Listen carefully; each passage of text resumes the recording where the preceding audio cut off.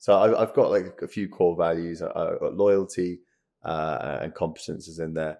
And I think being competent is very difficult for people who don't have the basic needs met. If you come from a family who aren't as supportive, or if you've got people in your life that are very negative towards you, it's very difficult for you to then spend time, learning about yourself. Well, you're subconsciously hating yourself. Yeah. If I'm around somebody who's always blaming negative, yourself. Guilt. Yeah. I mean, I have been struggling with guilt my whole life. As recently as just a year ago, there was something that happened in my life which I just could not let go of, could not accept that I'm human and I make mistakes. But well, you know what they say? They say hurt people hurt people. Yeah, dude, that is so real. Yeah, and I think that's one of the things that families who haven't addressed their own traumas will pass it on to their children. 100%. Kids who haven't addressed their traumas will bring it into adulthood. And so everyone's just carrying around this huge weight on them. And what people never ask is, who hurt you? It's one simple question. They do as a joke, when people are insulting you and they're like, "Oh, man, listen, I mean, look, I've but they don't do it seriously." I've spoken to a lot of mental health charities. I've spoken to people in prison. I've spoken to people who are, in all the different parts of society. And the moment I share, something very vulnerable about myself, which is that, I was abused as a kid, and I say to them, okay, so what hurt you as a kid? And you'd be amazed how quickly they tell me. Like, a stranger will tell me the deepest, darkest secret just because I told them my secret. And what we've just done there is we've just eliminated the need for years of trust building and blah, blah, blah, sort of stuff. Because if we can cut to the root of the problem or the root of who you are, then we can start realizing that, that there are things to change about ourselves. Like my paranoia that I have through, just throughout my life does come from me trying to not lose my friends. When I was abused as a kid, it was because I was by myself. I was alone. I have a lot of friends, but I was not with my friends at that point. So is it surprising that I am now at the glue of my friends and I'm the guy who tries to keep everyone together? No, not at all. Because I can see how that experience when I was 12 years old has meant that I've never wanted to be alone ever. Wow. That is psychoanalyzing at its best. That is self-knowledge. That is years of reflecting and therapy, I assume, as well. I would say that there's only a few people in my life that I would say saved me, and they are so much more disciplined and more well off, if that's even an indicator of success. People that are genuinely much, much better than me, because you become the average of your 5 friends, and I'm very, very lucky that my 5 friends are so much just, I guess, more, they're great people. So I'm very lucky that I almost feel like I'm being brought up to their level.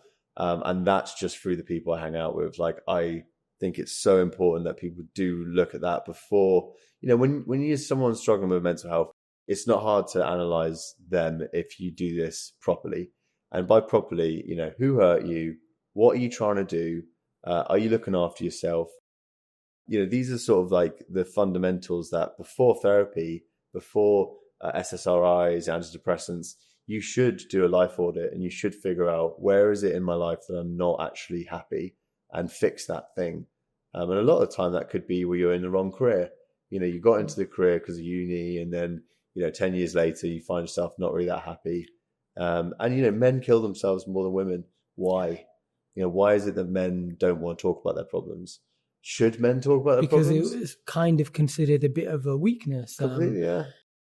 It's not even a generational thing, a millennia thing. Men have to be strong, brute warriors, because unfortunately that was the need. Yeah. And because you didn't know where the other empire was going to come across from. But you know what? Also, start butchering your family. Men have that inside them. Men have that need to protect and that need to be completely aggressive in one moment and completely peaceful in the next.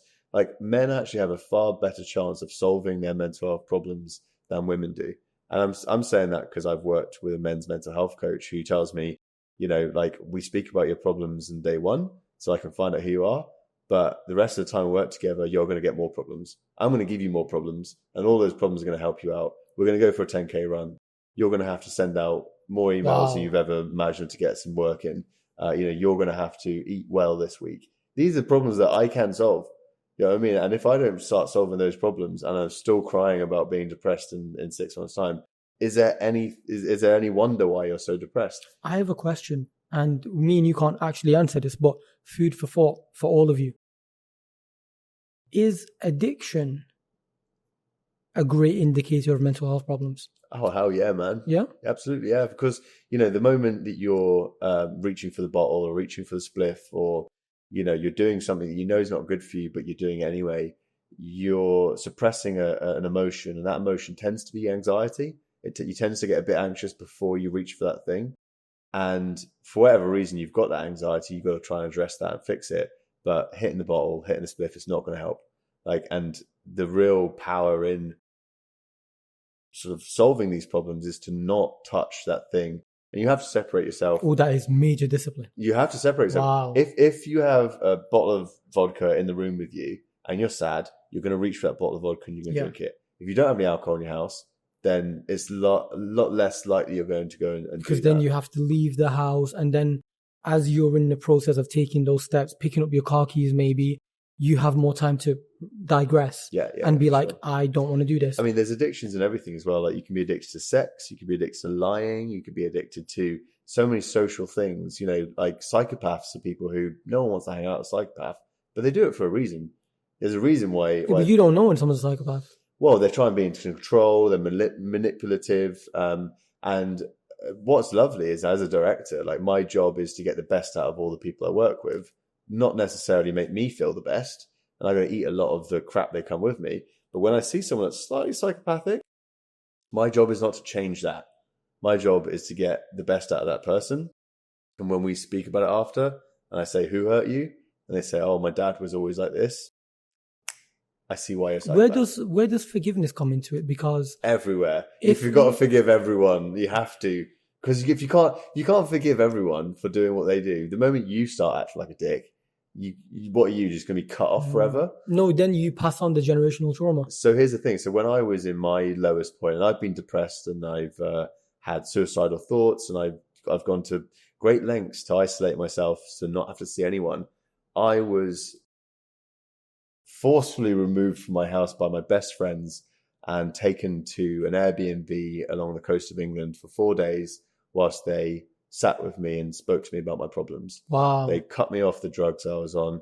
They picked me out of the gutter and they put me there. And, what have I always done?